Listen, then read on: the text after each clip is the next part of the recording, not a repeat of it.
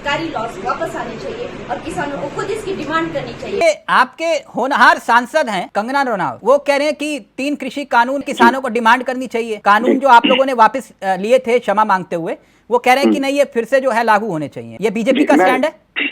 नहीं, बीजेपी का कोई स्टैंड नहीं, उनकी व्यक्तिगत राय। संविधान के ऊपर भी जो अरुण गोविल ने कहा था, ये उनकी व्यक्तिगत राय थी। नहीं, किसानों से जुड़े हुए 3 कानून जो आपने वापस लिए, ये 3 कानून को वापस लाने का जिक्र क्यों कर रही है कंगना, और आप कह रहे हैं कि बीजेपी का कोई स्टैंड नहीं है?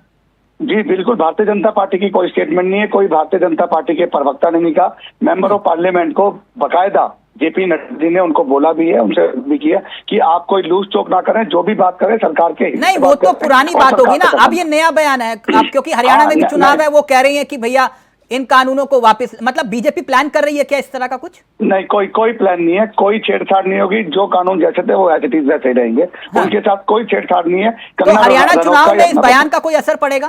कोई देखिए, अगर भारतीय जनता पार्टी से स्टेटमेंट होती तो बयान का फर्क नहीं। तो सांसद तो आप ही होनहार सांसद हैं वो आपकी। सरकार ने इसलिए ऐसी कोई टिप्पणी नहीं दी और ना ही उनके बयान का कोई समर्थन दिया। अगर ऐसा कुछ होता तो कृषि मंत्री। तो फिर ये हरियाणा चुनाव है, किसान वहां बहुत बड़ा मुद्दा है, और वो कह रहे हैं कि 3 कानून वापस हम अप्लाई कर देंगे। तो और आप तिलक जी, आप खामखा इस मुद्दे को हाईलाइट कर रहे हैं, ऐसा कुछ भी नहीं है। नहीं, मैं क्यों मुद्दा हाईलाइट कर रहा हूँ? अगर वो बयान दे रही है तो मैं आपसे पूछूंगा ना सर। तो मैं उस बयान के लिए, उस बयान का खंडन कर रहा हूँ। बयान कर रहा हूँ। नहीं, खंडन आप कर रहे हैं, आप कह रहे हैं कि पार्टी स्टैंड नहीं ले रही, और वो आपके सांसद हैं। बिल्कुल सांसद है, तो सांसद होने के बाद व्यक्तिगत राय को पार्टी की राय नहीं माना जाता। अच्छा, वो भी व्यक्तिगत राय है। तो व्यक्तिगत राय रमेश भदौड़ी की होती है। हाँ, तो उनको टिकट नहीं दिया गया ना। अच्छा, जैसे टिकट नहीं दिया गया ना। हाँ, तभी प्रमोशन के लिए आपने राजस्थान भेज दिया प्रभारी बना के उनको। सब टिकट मेंबर ऑफ पार्लियामेंट की आपकी मेरी डिबेट में हुई थी और मैंने कहा था उनको टिकट नहीं मिलेगी, उनको टिकट भी नहीं मिली। अच्छा, और ब्रिजभूषण को भी नहीं मिली होगी ना सर? दोनों को भी नहीं मिली सर। अच्छा, तो बात तो घर में रहेगी ना, उनकी बेटे को दे दी आपने। सर, अब रावण के कुल में विभीषण तो थे, भगवान राम के साथ नहीं आने चाहिए थे क्या? अब तो विभीषण कौन है? विभीषण ने लंका की जनता के लिए काम किया, रावण के लिए काम नहीं किया। अपने भाई को, वो राक्षस था, उसको मरवाया। मैं ये कहना चाहता हूँ। तो इसका मतलब ब्रजभूषण शरण सिंह को ये राक्षस की संज्ञा दे रहे हैं साहब? मैं तो ब्रजभूषण शरण की बात ही नहीं कर रहा, मैं तो कह रहा हूँ उनको टिकट मिली नहीं। चलिए, मतलब कंगना के बयान के साथ आप लोगों का कोई लेना देना नहीं ना? भारत की सरकार और भारतीय जनता पार्टी का कोई बयान नहीं। ठीक है, वो कंगना रनौत का बयान। ओके। क्या हरियाणा में 36% बेरोजगारी दर थी कि नहीं? बिल्कुल नहीं थी जी। अगर इतनी बेरोजगारी होती तो कांग्रेस तो ये भी कह रही थी लोकसभा में सुपड़ा साफ हो जाएगा, सिर्फ 0 ही सीट आएगी। तो फिर हरियाणा में आप हार क्यों गए चुनाव लोकसभा में?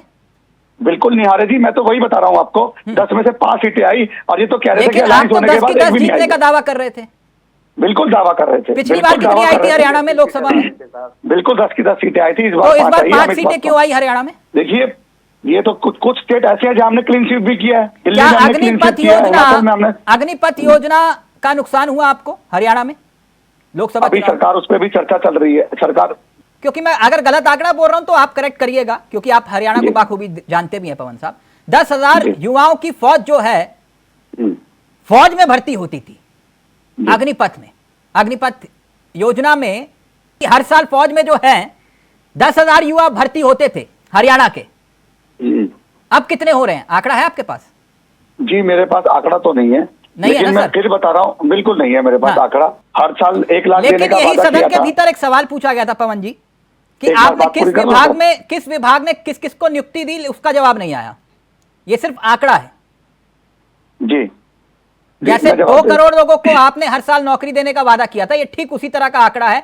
आपने किस विभाग में कितनों को नौकरी दी, इसका आंकड़ा नहीं दिया सर सरकार ने।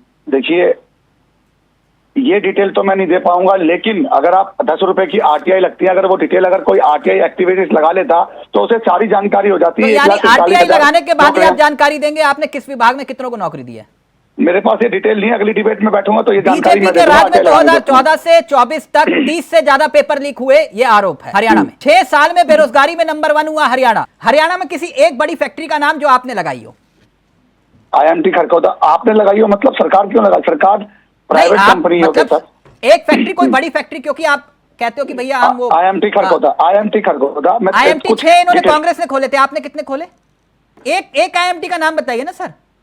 ऐसे नहीं होता तिलक जी, अगर आप मेरे को कहना कि डिटेल लेके बैठे, नहीं आप ये बोलो डिटेल लेके बैठो कि आपने कहा कौन कौन से। सर मेट्रो लाइन में कितना इजाफा हुआ, चलिए ये बता दीजिए।